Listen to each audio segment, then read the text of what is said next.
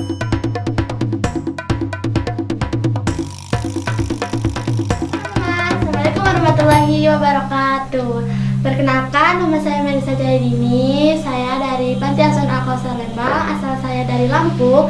Sekarang saya kelas 3 SMP di MTS Al-Musyawarah Lembang. Nah, insya Allah saya di sini akan bercerita sedikitnya tentang kisah keteladanan Nabi Ishak. Jadi, zaman dulu ada perempuan tua yang sedang duduk termenung nih di beranda rumah.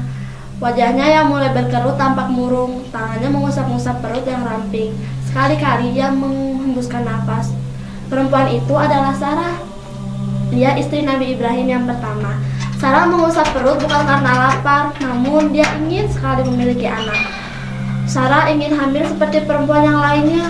Berpuluh-puluh tahun ia menunggu. Ia sudah memanjatkan banyak doa kepada Allah. Sarah belum juga mengandung, sementara usianya terus menua, ubannya juga mulai tumbuh. Hidup Sarah sangat kesepian di Palestina. Ibrahim beserta Hajar dan Ismail sedang ke Makkah. Perjalanan ke sana sangat jauh. Sudah lama mereka pergi, Sarah benar-benar sebatang kara. Dahulu masih ada Hajar yang menemani hari-harinya. Sekarang Hajar pergi bersama Ismail dan Ibrahim. Karena perjalanan sana sangat jauh, maka Ibrahim mengantarkan Hajar dan Ismail pergi yang sangat lama. Hajar hamil dan melahirkan anak yang gagah. Ia sibuk mengurus bayinya. Ibrahim sangat bangga mempunyai putra.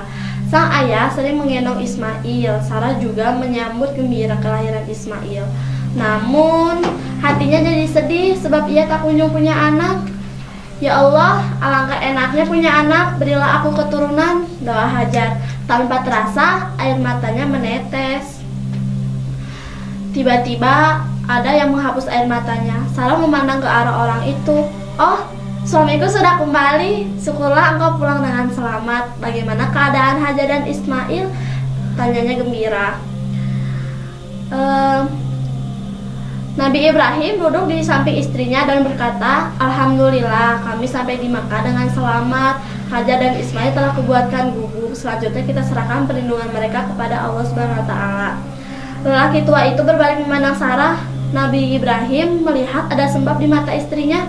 Dia bertanya, sekarang katakanlah, apa yang membuatmu menangis? Sarah terdiam dan menekukkan kepala.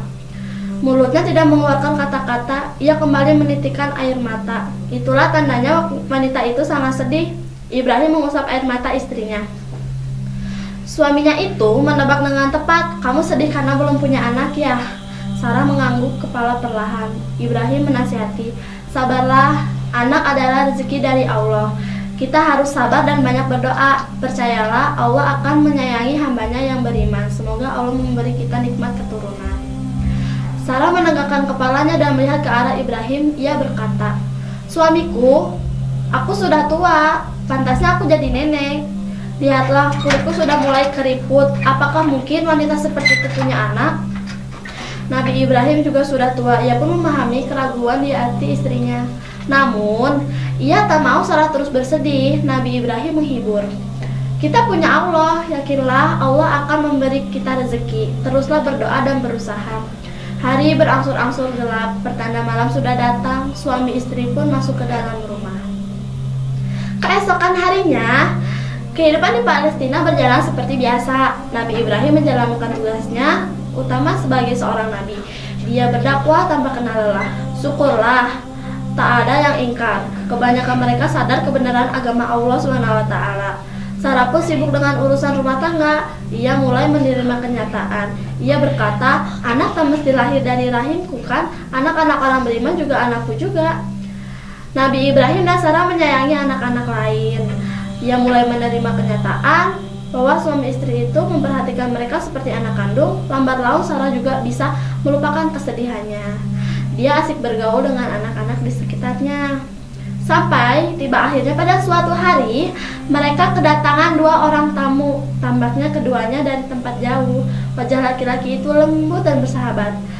Pakaian mereka juga rapi dan bersih.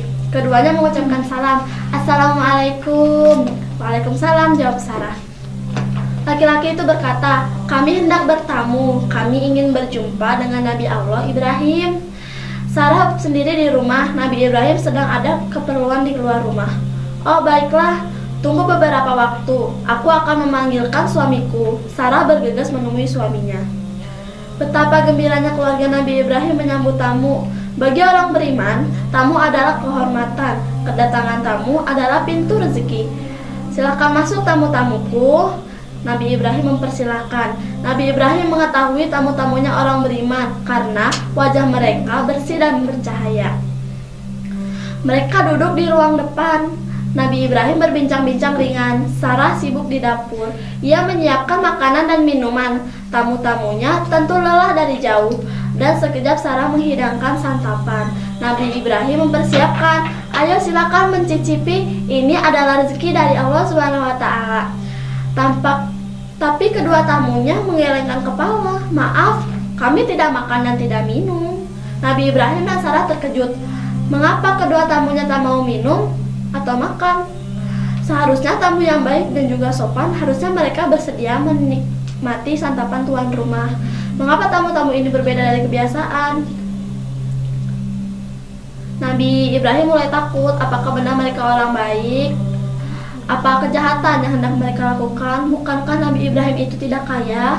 Berbagai prasangka menghantui Nabi Ibrahim. Sampai tamu-tamunya itu memahami kegelisahan Nabi Ibrahim. Mereka berkata, jangan takut, kami tidak membutuhkan makan dan minum. Kami adalah malaikat utusan Allah. Kami kesini mengantarkan berita gembira. Sampai peristiwa Nabi Ibrahim kedatangan tamu ada dalam Al-Quran Surat Hud, surat ke-11 ayat 70 yang artinya, maka ketika dilihatnya tangan mereka tidak menjamalnya, Nabi Ibrahim mencurigai mereka dan merasa takut kepada mereka. Mereka malaikat berkata, jangan takut, sesungguhnya kami diutus kepada kaum Lut. Dan malaikat itu juga membawa tugas ganda. Pertama, menyampaikan kabar gembira kepada Nabi Ibrahim. Kedua, mendatangkan azab bagi umat Nabi Lut. Umat yang diazab itu adalah kaum Sodom. Na'udzubillahi min dzalik. Nabi Ibrahim sedih mendengar nasib kaum Sodom. Mereka menanggung akibat dari kedurhakaan mereka selama ini. Nabi Ibrahim dan Sarah bertanya, lalu apakah berita dari Allah untuk kami?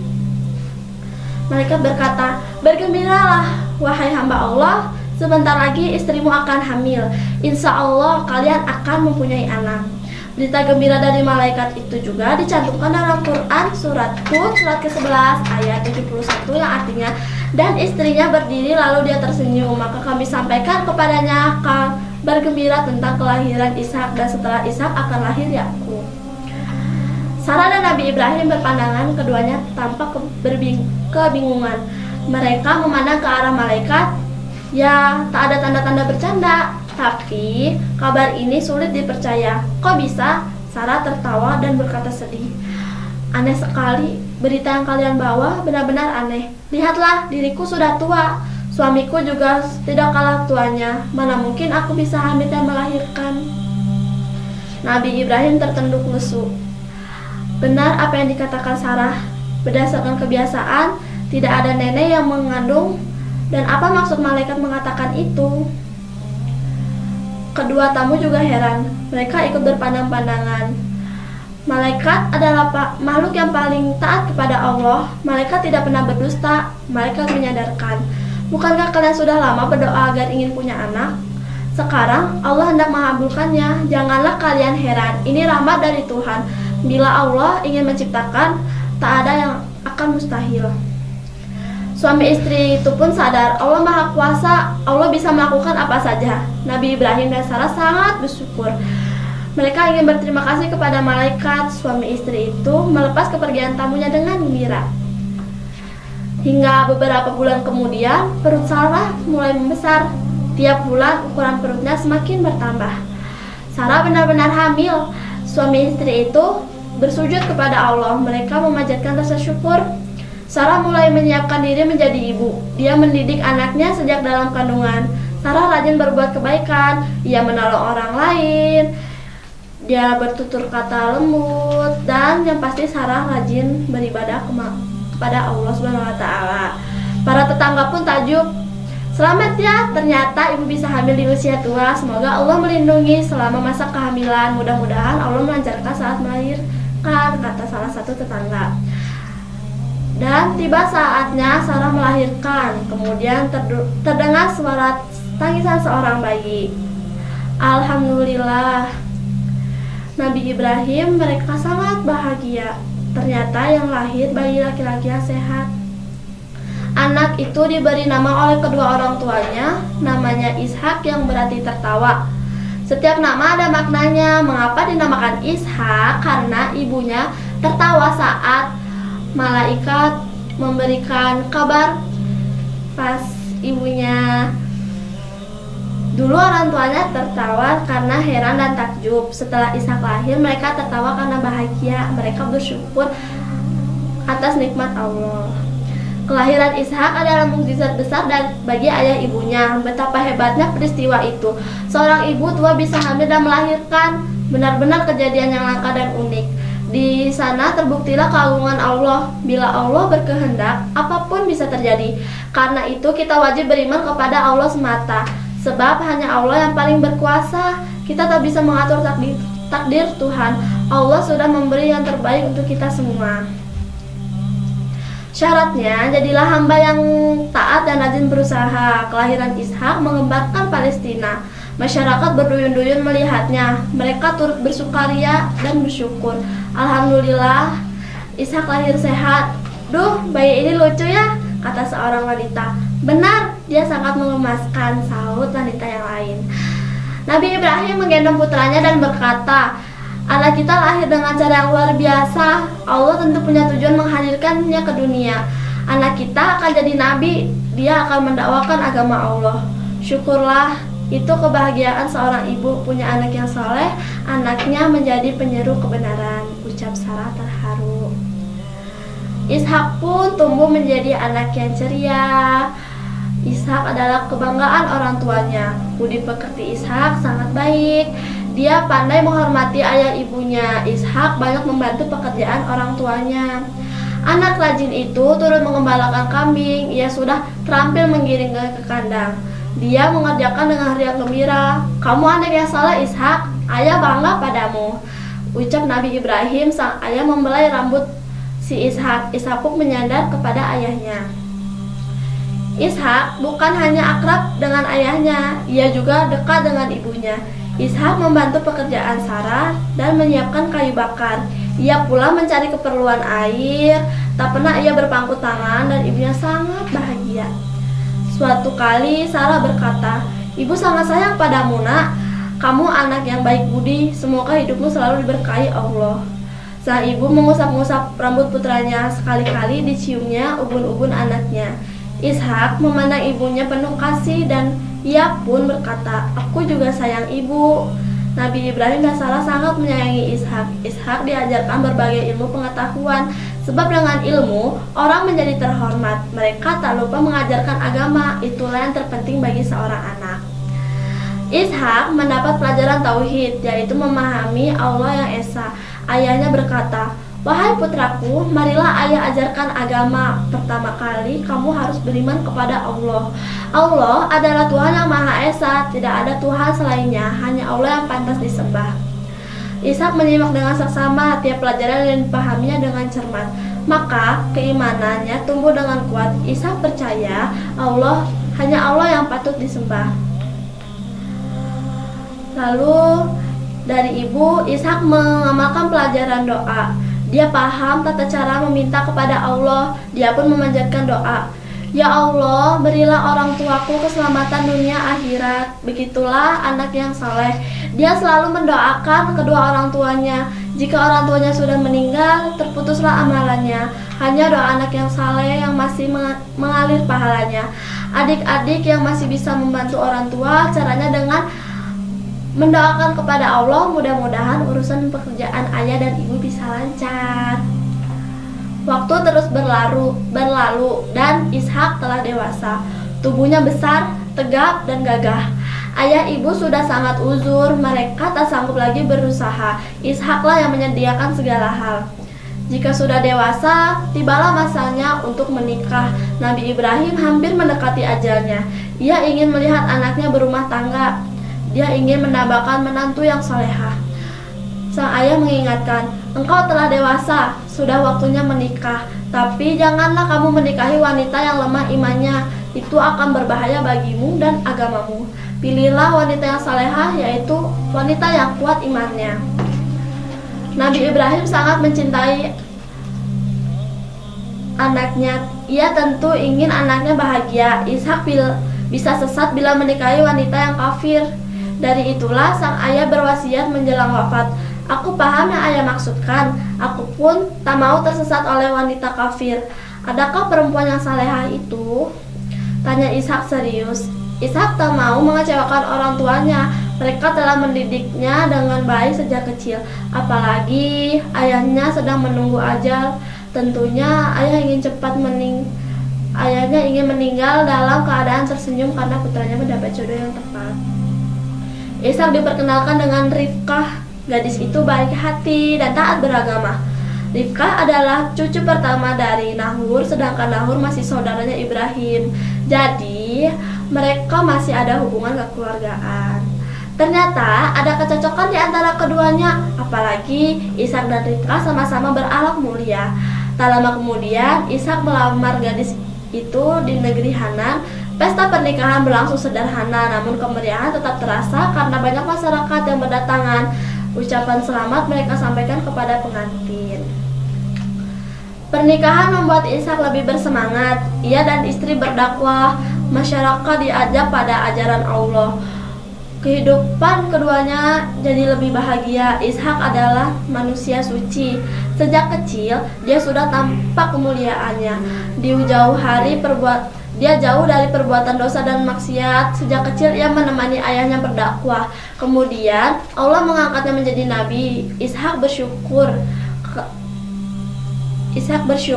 karena Allah mengutus dia dan dia pun menerima wahyu dari Allah.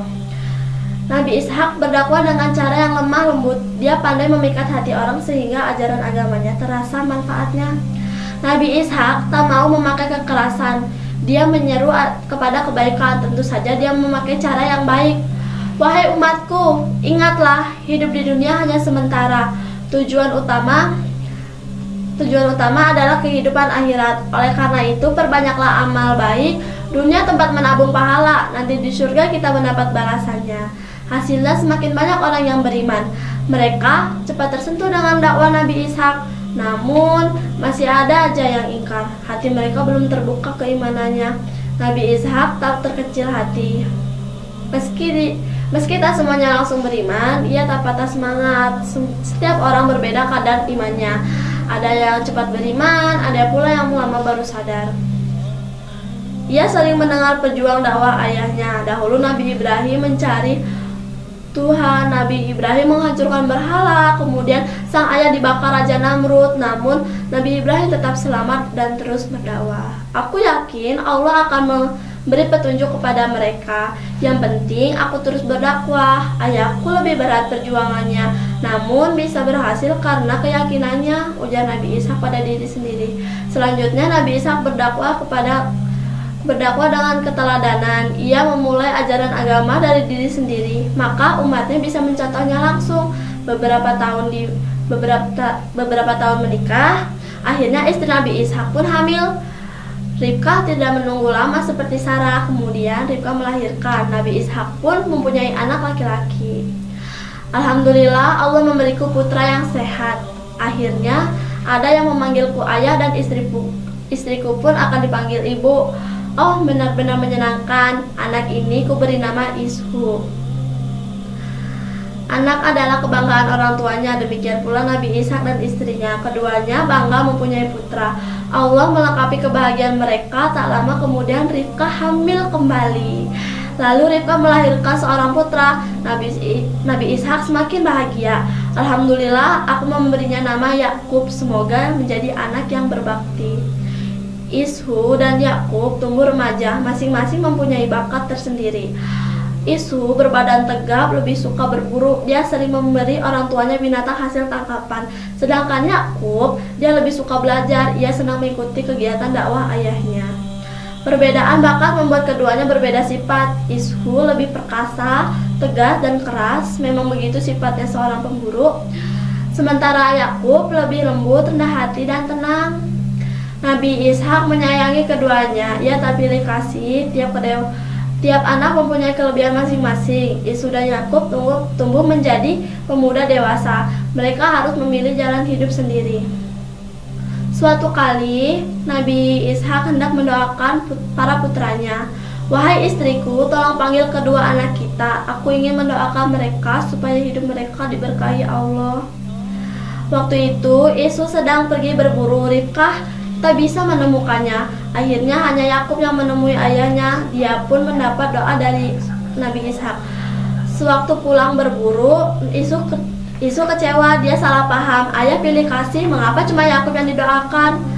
Ibunya telah menerangkan bahwa Isu tidak ditemukan. Namun Isu masih saja kecewa. Sejak itu hubungannya dengan Yakub tidak lagi harmonis. Isu sering menyindir saudaranya. Kata-kata kasar pun ia lontarkan. Kian hari, hubungan keduanya makin tidak baik. Yakub merasa tidak enak karena ia mengadu kepada Nabi Ishak. Wahai ayah, hubungan kami berdua tak lagi baik. Isu sering meledekku, kata-katanya juga sering kasar. Aku khawatir kami jadi bertengkar. Bagaimana pendapat ayah? Anakku, ayah sudah sangat tua, rambut dan jenggot ayah juga sudah memutih. Kulitku sudah keriput, bentar lagi ayah juga akan dijemput ajal. Ayah tak ingin kalian berdua bertengkar, ujar sang ayah. Nabi Isa memberikan jalan keluar. Wahai Yakub, pergilah engkau ke Irak. Engkau akan tinggal bersama pamanmu, namanya Laban. Di sana kamu bisa belajar banyak hal. Baik ayah, nasihatmu sangat bagus. Aku akan berangkat ke sana, mohon berilah aku doa. Ucap Yakub dengan demikian, selesailah masalah antara dua saudara. Tak ada percecokan yang besar. Nabi Ishak adalah nabi yang cerdas. Ia tahu bakat Yakub yang luar biasa. Suatu saat anaknya akan menjadi orang yang hebat. Yakub beruntung bisa ke Irak. Di sana kemampuannya akan lebih maju. Nabi Ishak semakin tua renta, tubuhnya sangat lemah. Kemudian Nabi Ishak meninggal dunia. Dia wafat dengan tersenyum sebab perjuangannya menyebarkan agama Allah berhasil dan juga mendamaikan anak-anaknya. Ya, jadi demikian cerita tentang Nabi Ishak yang dapat saya sampaikan. Pelajarannya bisa kita petik dari sini adalah kita harus terus berdoa dan berusaha, karena Allah nggak akan setiap doa atau usaha yang akan kita panjatkan ke Allah itu pasti dikabulkan. Walaupun lambat laun dikabulkannya, tapi kita harus terus berikhtiar dan berusaha. Mungkin cukup sekian yang saya sampaikan. Jika ada kesalahan, saya mohon maaf. Saya pamit undur diri, ditutup dengan nur wal qalami wa maisturun. Wabillahi taufiq wal hidayah. Wassalamualaikum warahmatullahi wabarakatuh.